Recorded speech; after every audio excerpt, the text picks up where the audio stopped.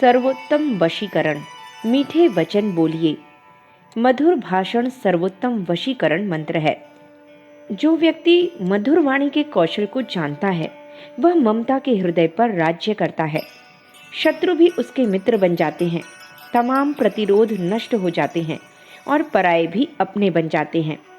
कहा भी है, कागा काको धन हरे, कोयल काको देय, मीठे वचन सुनाय के, मन बस में कर लेय। मीठे वचन बोलिए।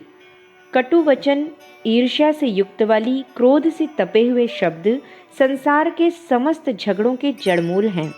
महाभारत में कहा गया है, गाली देने वाले को बदले में गाली न दें, बुरा करने वाले का भी बुरा न करें, क्रोध के बदले क्षमा करें, अन्यायपूर्ण नीच साधनों द्वारा किसी से कार्य न लें।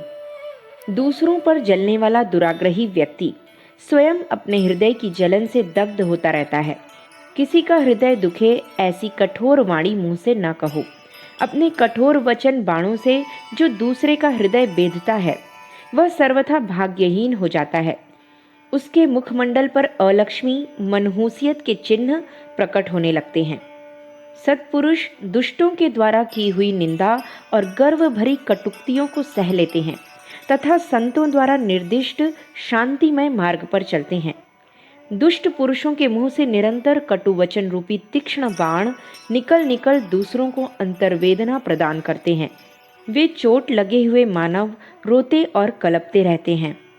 अतएव उत्तम पुरुष को चाहिए कि वे भूलकर भी दूसरों को कष्ट, वेदना या अंतर्वेदना पहुंचाने वाले कटु शब्दों का व्यवहार न करें। तीनों लोकों के समस्त जीवों के साथ दया, मैत्री, दान तथा मिष्ट भाषण का व्यवहार करना चाहिए।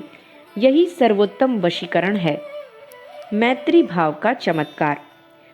उपरोक्त प्रवचन में बड़ा मार्मिक सा संकेत है।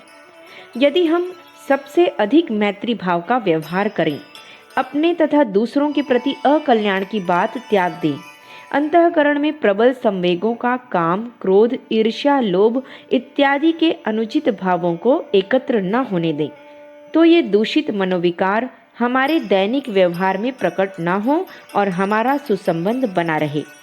अकल्याण के भाव हमारे अचेतन मन में ग्रंथियों का रूप ग्रहण कर लेते हैं। फलतः हमारा व्यवहार संशयापन्न, ईर्ष्यालु या क्रोधी होता है। हमारे प्रत्येक कटु, निर्मम, दुष्ट या पाप कर्म के पीछे कोई दलित भावना होती है। यह भावना ग्रंथि हमारे अनेक दुष्कर्मों, गालियों, बातचीत, शब्द चयन, इशारों, अकारण भय, मारपीट में प्रकाशित होती है। प्रोफेसर लालजी राम शुक्ल ने इस तथ्य को स्पष्ट करते हुए लिखा है कि जो व्यक्ति दूसरे के अकल्याण की बात सोचता है वह पीछे अपना ही अकल्याण सोचता है। दूसरे के अकल्याण का विचार जिस समय अदृश्य मन में जाता है वह भावना ग्रंथि बन जाता है और इसी कारण अपने आप के प्रति अनेक कुविचार आने लगते हैं। आत्मघात की इच्छा उसी मनुष्य के मन में उठती है जिसके मन में दूसरे को विनाश करने की इच्छा आई हो। दूसरे को मारने की प्रवृत्ति तथा आत्महत्या की प्रवृत्ति के मूल में एक ही लक्ष्य है। जो मनुष्य दूसरे को मारने में असमर्थ रहता है उसके मन में आत्महनन के विचार स्वयं ही उदय होने लगते हैं। अतः दूसरे की कल्याण की ही भावना मन में रखकर बोलिए, व्यवहार कीजिए या संपर्क बढ़ाइए। अपना कल्याण दूसरों के कल्याण में ही निहित है। कलुषित मन न बनाइए, अन्यथा नरक में पड़े रहेंगे। मन एक बार कलुषित विचारों से भरने पर नरक हो जाता है। दूसरों से व्यवहार का एक गुरुमंत्र इस प्रकार है, जो तोकू कांटा बुए ताही बोई तू फूल, तोको फूल के फूल हैं, वाको है त्रिशूल। दूसरों के हित की बात सोचिए, मैत्री भाव बढ़ाइए। भव्य जनों की हृदय भूमि में बढ़ता है शुभ मैत्री भाव। विश्व प्राणियों पर होता है जिससे अनुपम प्रेम प्रभाव। मैत्री का क्रम। भगिनी, बंधु, पुत्र, पत्नी, गृहजन, संबंधी जन, प्रियतम, सहधर्मी, निज जाति जनों पर बढ़ता मैत्री भाव प्रथम। ग्राम निवासी और देशवासी समस्त जीवों के ऊपर। बढ़ा पूर्ण मैत्री प्रभाव को, रखना मित्र भाव सुख कर। पशु पक्षी कीड़ी वृक्षाधिक, सभी प्राणियों पर हितधार। दया भाव रख नित्य बढ़ाना, अतिशय मैत्री भाव उदार। जग में कोई जीवन जो, पत्नी पितु पुत्र न हुए कभी। मैत्री भाव योग्य बांधव सम हैं, इस जग में जीव सभी। मैत्री भाव का कारण, आत्मशुद्धि होने से बढ़ता जग में मैत्री भाव प्रभाव। पूर्ण सिद्धि होने पर होता तीन लोक पर मैत्री भाव। दोष कहे अपमान करे या, तन पर कोई करे प्रहार। पूर्व कर्म का कोप जानकर, रखना मैत्री भाव अपार। बैर भाव रख क्लेश बढ़ाना, रखना द्वेष कपट अभिमान। अति दुख कर यह पशु प्रवृत्ति है, रखते कभी न ज्ञान निधाम। द्वेष रोष तज सम रस सर में, कर विहार क्षमता ले भर। शत्रु न समझ किसी को जग में, रख मैत्री सब जीवों पर। किसके द्वारा किसको जीते, संकल्पों के त्याग से काम पर और काम के त्याग से क्रोध पर।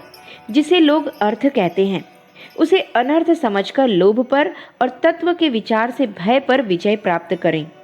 अध्यात्म विद्या से शोक एवं मोह पर, महापुरुषों की उपासना से दंभ पर, मौन के द्वारा योग के विघ्नों पर और शरीर प्राण आदि को चेष्टा रहित करके हिंसा पर विजय प्राप्त करें।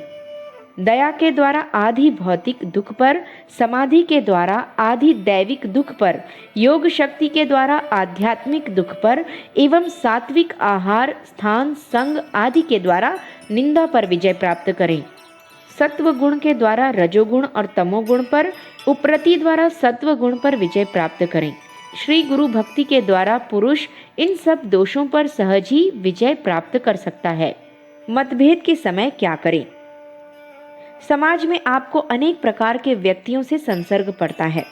कहीं उसका मतभेद होता है, कहीं भावों में संघर्ष होता है, कहीं उसे शंका होती है, कहीं उसे उदासी, आक्षेप, प्रतिरोध या प्रतिकूलता जैसे अन्यान्य भावों का सामना करना पड़ता है। ऐसे अवसरों पर आपको ठंडे दिल से भावना शांत कर पूर्ण रूप संयम से शिष्ट व्यवहार करना अपेक्षित है। सभ्य पुरुष की आंखें उपस्थित समाज में चारों ओर होती हैं। उसे संकोचशील व्यक्तियों के साथ विनम्र होना चाहिए, मूर्खों का उपहास न करना चाहिए। शिष्ट व्यक्ति बात करते समय उससे पूर्व संबंधों की स्मृति रखता है, ताकि दूसरा व्यक्ति यह न समझे कि वह उसे विस्मृत किए हुए है, और ऐसे वाद विवाद वाले प्रसंगों से मुक्त रहे जो दूसरों के चित्त में खींच, प्रतिशोध, कटुता, व्यंग, दुर्भिसंधि, दुष्टता आदि की कुत्सित भावनाएं उत्पन्न न करें। शिष्ट व्यक्ति जानबूझकर संभाषण में अपने आप को प्रमुख आकृति नहीं बनाना चाहता और न वार्तालाप में अपनी थकावट व्यक्त करता है। उसके भाषण और वाणी में मिठास होता है। वह अपनी प्रशंसा को अत्यंत संकोच के साथ ग्रहण करता है। जब तक कोई बाध्य न करे अपने विषय में मुंह नहीं खोलता तथा किसी आक्षेप का भी अनावश्यक उत्तर नहीं देता है। अपनी निंदा पर वह कान नहीं देता, न व्यर्थ किसी का हमला मोल लेता है। दूसरों की नियत पर आक्रमण करने का दुष्कृत्य वह कभी नहीं करता। प्रत्युत यथासंभव जहाँ तक बनता है दूसरों के भावों का अच्छा अर्थ बैठाने का प्रयत्न करता है। यदि झगड़े का कारण उपस्थित हो जावे तो वह अपने मन की नीचता कभी नहीं प्रदर्शित करता। शिष्ट पुरुष ऐसी बात मुंह से उच्चारण नहीं करता जिसे प्रमाणित करने की सामग्री उसके पास सुरक्षित न हो। वह बात में अपने अपमान की कल्पना नहीं करता, अपने प्रति की गई बुराइयों को स्मरण नहीं रखता तथा किसी के दुर्भाव का बदला चुकाने का भाव मन में छुपाकर नहीं रखता।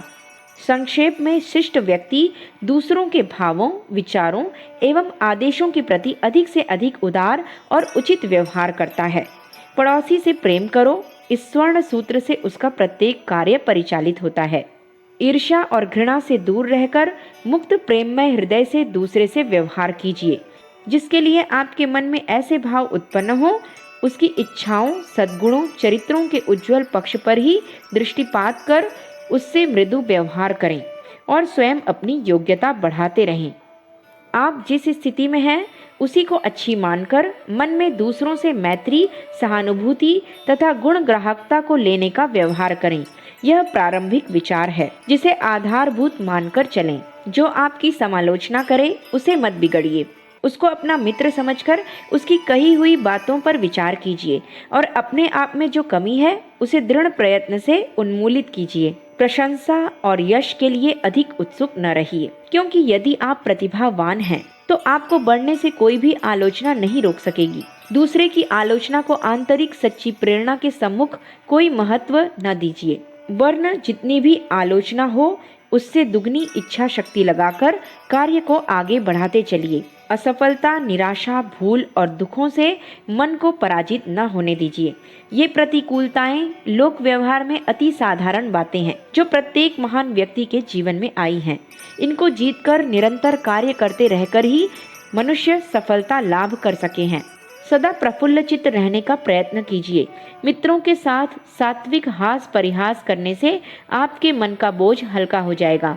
वे भी आपके संग रहकर मन का भार हल्का कर सकेंगे। तत्पश्चात काम में जी भी एकाग्र हो सकेगा। अपने परिश्रम, कर्तव्य और शुभ भावनाओं पर विश्वास कीजिए तथा जो कुछ कर रहे हैं उसको और भी अधिक शक्ति लगाकर पूर्ण कीजिए।